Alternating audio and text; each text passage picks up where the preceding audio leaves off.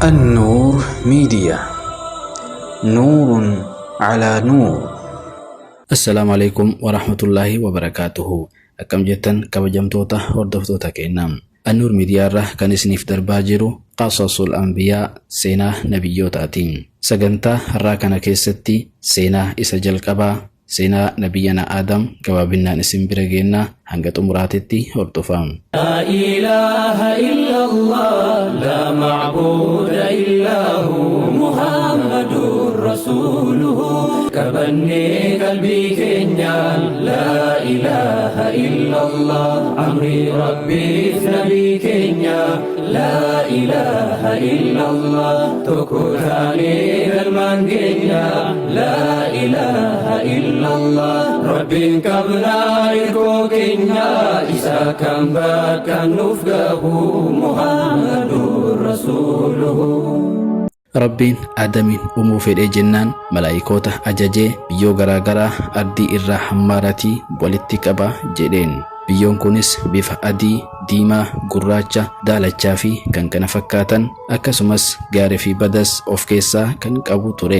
Sababa kanaaf jecha ilmaan Aadam bifa garaagaraa fi gaarii fi badaa of keessaa kan qabu ta'ee argame. Aadam biyya irraa guyyaa jimaataa uumame. Biyyoo sanitti bishaan makamee dhoqqee ta'ee ture. Egaa dhoqqichis sirritti wal qabatee faara keessi isaa qullaa ta'ee yeroo dheeraa dhaabbataa ture jedhama. ولقد خلقنا الإنسان من سلالة من طين. Haaluma kanaan faarri garaan isaa qullaa kunis yeroo dheeraa dhaabbataa ture. Malaayiktonni yeroo hundaa ilaalaa maalitti akka inni bu'u eegaa turanii. Jinnoonnis akkuma san shayxaanni irra naannahee keessa seenee keessaa bahee malaayiktootaan akkana jedheen. Kuni rabbii keessanii miti hin yaadinaa. Yoo rabbi isa irratti nama hoosise ni halaakayyuu jedhee itti dhaaddachaa ture. Egaa rabbiin ajaja isaa dabarsee kana jedheen. Yoo ani uumaa Aadam tolchee ruuhii itti afuufe isin hundi keessanuu sujuuda kabajaa godhaafi jedheen. فإذا سويته ونفخت فيه من روحي فقعوا له ساجدين. Guyyaan rabbiin ruuhii Aadamitti afuufu suni guyyaa kabajaa guddaa, guyyaa seena qabeessa jalqaba uumaa ilma namaa ture. Akkuma ruuhiin mataa gadi seenteen Aadam ija babbanatee gara jannataa laaluu jalqabe. Yeroo ruuhiin funyaan bira geette Aadam ni hattifate. Malaayikonnis yaa Aadam alhamdulillah jedhi jedhaniin. Egaa Aadamis alhamdulillah jennaan rabbiin yarhamuka rabbuka jedheen. Achi boodas yeroo ruuhiin garatti gadi seentu Aadam ni'imaa jannataa irraa nyaachuu fi dhuguu hawwee ariifate. Garuu ammoo ruuhiin waan miila gadi hin gahiniif socho'uu hin dandeenye. Egaa ruuhiin gara miilaa gadi seentee jennaan Aadam ka'ee tiratu jalqabe. Rabbiin deemii jama'aa malaa'ikaa san irratti salaama qara'ii jedheen. Aadam malaa'ikoota bira dhaqee assalaamu alaikum wa rahmatullahi wa barakatuhu jedheen. Malaa'ikonnis wa alaikum salaam wa rahmatullahi wa barakatuhu jedhaniin. Egaa rabbiin akkana jedheen. Yaa Aadam, inni kuni akkaataa nagaa itti wal gaafattanidha. Siifi hortee teetifis kan ta'u jedheen. Yeroo sanitti rabbiin dugda Aadam irra haqee jennaan ruuhiin hortee Aadam hundi isaaniitu dugda Aadam irratti walitti qabamte. Egaa rabbiin gaafii tokko isaan gaafatee ani rabbii keessanii miti jedheen. Horteen Aadam hundi isaaniitu eeyyen ati rabbii kenna jedhanii deebii rabbiif kennaniin. Rabbiin gaafii kana kan gaafateef akka isaan guyyaa qiyaamaa yaamicha islaamummaa hin dhageenye jedhanii hin waakkanneef isaanuma of irratti ragaa akka baasise Qur'aanni ni dubbata. Islaamummaan amantii ilmi namaa hundi irratti dhalatu akka ta'ee fi guyyaa keessa ilmi namaa kun Yahudaa ta'uu, kun Nasaaraa ta'uu yookiin immoo majuusaa akka ta'us hadiisni Rasuula alayhi salaatu wassalaam ni ibsa. وإذ أخذ ربك من بني آدم من ظهورهم ذريتهم وأشهدهم على أنفسهم ألست بربكم قالوا بلى شهدنا أن تقولوا يوم القيامة إنا كنا عن هذا غافلين. Egaa rabbiin ajaja dabarsee Aadamiif sujuuda godhaa jennaan malaayiktonni hundi isaanii Aadamiin kabajuu fi ajaja rabbii hordofuuf jecha sujuuda godhanii turanii. فسجد الملائكة كلهم أجمعون. إبليس garuu boonee Aadamiin tuffatee ajaja Rabbii faallessuudhaan sujuuda godhuu dideen. Kanarraa ka'uudhaan maasiyaan yeroo jalqabaatiif Rabbi irratti hojjetamte boonichaa fi waanyoo akka taate mufassirtoonni ni ibsaniin.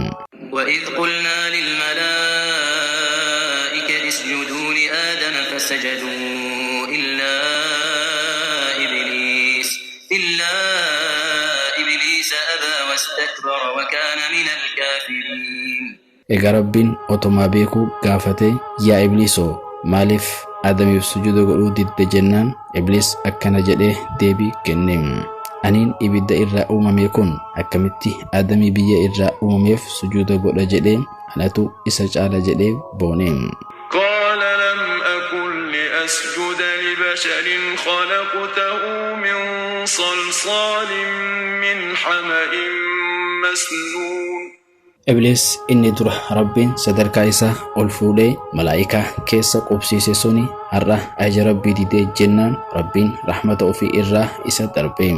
Jannataa fi sadarkaa amma irra jirtu hunda irraa bahii ati hanga guyyaa qiyaamaatti abaaramaadha jedheen. Mufassirtoonni akka jedhanitti Ibliis yeroo sanitti otoo tawbatee araarama Rabbii gaafate Rabbiin silaa ni araaramaafiyyu ture.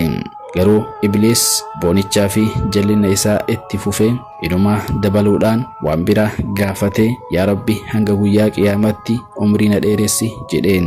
Rabbileen mokkortii isaatiif jecha gaafii isaa irraa fuudhee hanga guyyaa qiyaamaa yookiin hanga afuuffaa garrii duraatti ni jiraatta jedheen. قال إنك من المنظرين. Ibliis umrii dheeraa argatee jennaan battalumatti karoora isaa baafatee akkana jedheen. Yaa Rabbi erga na jalliftee ilma namaa kana waan lubbuun isaa feetu hunda itti bareechisee hunda isaanii jallisaa. Bitaa fi mirgaan duraa fi duuban itti dhufee hedduu isaanii akka shukrii Rabbii hin goone taasisa. Akka mufassirtoonni jedhanitti shayitaanni ilma namaa kallattii gubbaatiin itti dhufa jechuu wanti dhiiseef Rabbiin gubbaa jiraatu waan beekuuf jedhama. قال رب بما أغويتني لأزينن لهم في الأرض jannata kana irraa bahi asii badi ati abaaramaadha jedheen. Akkasumas kakatee si'ii fi warra si hordofe hundaan jahannamiin guutuuf jiraadha jedheen. قال فاخرج منها فإنك رجيم. Rabbiin hortee fi waraana shaytaanaa hedduu Ibliisiif kenne. Ga'een hunda isaaniitu ilmaan Adam irratti duulu qofaadha. Egaa Rabbiin akkana jedheen. Milanis ta'ee yaabbiin ilmaan Adam irratti ori'aa. Qabeenyaa fi ilmaan isaanii irratti bobba'a. Waan barbaaddaniin gowwoomsaa jedheen. Garuu wanti shaytaanni ilma namaatiif beellamu hundi isaatu kijiba akka taate Rabbiin ilma Adamiif dhaameera. Jannata keessa qubadhu achi keessa nyaadhu dhugi hin beeloftus hin daartu jedheen. Adam otomaa qananii jannataa keessa jiraatu yaadni tokko itti dhufee akkamitti kophaa koo jiraadha jedhee yaadeen. Egaa Adam rafee yoo dammaqu tasuma dubartii of biratti argee. Eenyu ati eessaa dhufte jedhee Adam gaafate. Ani dubartiidha akka ati natti bohaartuuf Rabbiin na uume jetteen. Isinis Hawwaadha jedhamti. يا أيها الناس اتقوا ربكم الذي خلقكم من نفس واحدة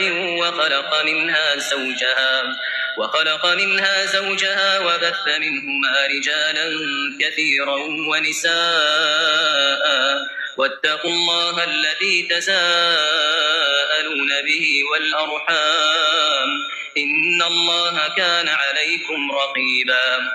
Egaa Rabbiin Adamii fi Hawwaatti dubbatee waan feetan irraa nyaadhaa dhugaa jedheen. Garuu mukattii tanatti hin dhihaatina jedheen. Akkasumas shaytaana hin dhugoomsina akka isin dagee jannata irraa isin hin baafne ofirraa eegaa inni diina keessanii jedhee dhaameef. وقلنا يا آدم اسكن أنت وزوجك الجنة وكلا منها رغدا حيث شئتما ولا تقربا هذه الشجرة فتكونا من الظالمين.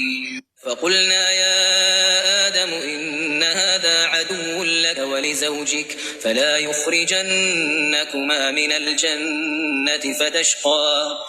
إبليس أكما جلقبة آدمي في هرتي إسا جلسوف ككتي آدتين آدم الرتي دولودان وجتي ججيرو جلقبين. آدم جنة كيستي نم ربي إسا قبرو جالتو في اتليهاتو فلو تريم. شيطانس ملا اتنما صبو وان بيكوف كرا آدم جالتو كانان اتلو في أكنا جدين. يا آدم مكايو إسينياتن ملائكاتاتني ربي اتليهاتنين أكسمس جنة كيستي زلالام جراتن itti isin qajeelchu jedheen.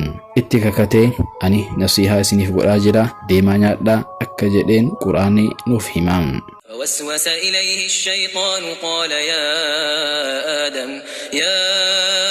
آدم هل أدلك على شجرة الخلد وملك لا يبلى. Adam akka rabbi isaa waan jaalatuuf namni kijibaan rabbitti kakatu ni jira waan hin yaanneef waan shayxaanni jedhu dhugoomsee mukatti nyaateem. Akkuma Adamii fi Hawwaan mukatti dhandhamaniin satiriin lameenituu irraa akka buute quraanni nuuf himaam. Erga satiriin irraa buute Adamii fi Hawwaan ofii isaaniitiyyuu wal'eessanii baala mukaatiin of sattaruu yaalanii. Egaa Rabbiin Adamii dheessaa jiru itti lallabee yaa Adam anarraa dheessita jedheen. Adam lakkisirraan dheessu yaa Rabbi si saalfadheeti malee jedheen. Egaa Adamii fi Hawwaan seenahanii booyan. Akkamitti dhaamsa Rabbi daganne shayxaannis diina keenya tahuu akkamitti daganne jechuudhaan of ajiifataa garaa keessatti jecha kana jechaa turanii. Yaa Rabbi nutu lubbuu keenya miidhe yoo ati rahmata nuuf goote malee warra honga'e taana akka jedhan quraanii nu dubbata. Adam yeroo sanatti waan Rabbiin isa adabu sehee eegaa ture. Garuu Rabbiin abbaa rahmataa waan ta'eef irra darbee fi isaan sadeenuu jannata irraa gara dachee akka bu'an ajajee. Dachii tana isima irratti qotattanii akka jiraattan isima keessatti kan awwaalamtan booddellee isima irraa akka kaafamtan jedheeraan. Gariin keessan gariidhaaf diinaam diinummaan keessanii fi shayxaanaa ardii irrattillee ittuma fufaam. Yoo qajeelchi koo isinitti dhufe isa hordofaa namni karaa qajeeluma kiyyaa hordofe hin sodaatus hin jallatus jedheeraan.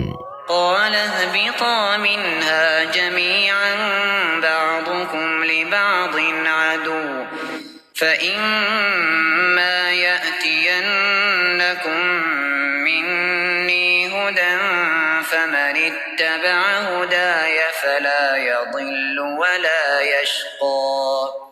Akkasumas yeroo ani ergamtoota ergee kitaabbiin buuse hortee kee irraa namni qajeeluma kiyya fudhatuu didee irraa garagalee jiru cinqaa fi dhiphoo akka jiraatu akeekkachiise jira. ومن أعرض عن ذكري فإن له معيشة ضنكا ونحشره يوم القيامة أعمى. Egaa Adam yaaddoo guddaa keessa galee seenahee sodaatee akkana jedheen. Yaa Rabbi situu harka keetiin na uume miti. Situu malaa'iktoota naaf sujuuchise. Situu yeroo an hattifadhee yarhamuka rabbuka naan jedhee miti. Eeyyeen anuma jedhee Rabbiin. Egaa Adam maarree amma yoo ani toobadhe jannatatti na deebiftaa jedheeni gaafate.